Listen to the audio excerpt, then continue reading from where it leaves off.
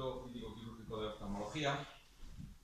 Te voy a presentar, yo soy Juan Antonio Grande de la Colina, por tanto os podemos hablar tanto desde el ámbito de esta clínica que vais a visitar y ver un poco en qué consiste. Pues antes de hacer una visita a las instalaciones, veréis quirófanos, veréis distintos láseres, etc.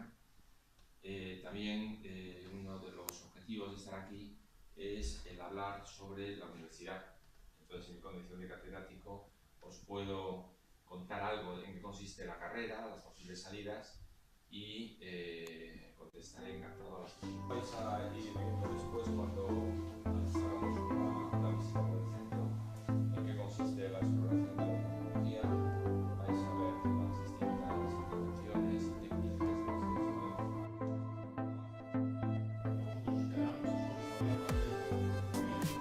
que como una prueba de selección en la que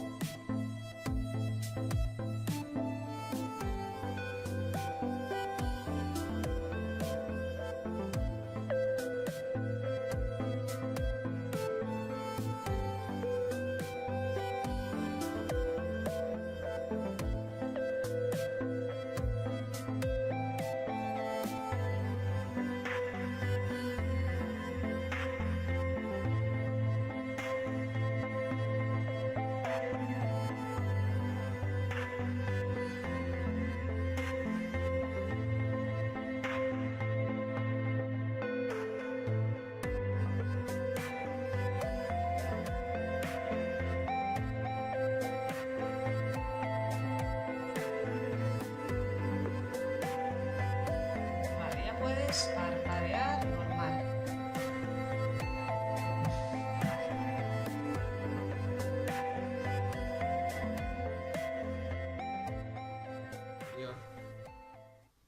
el iris en azul y en amarillo el cristalino, que estaría aquí, que sería el cristalino.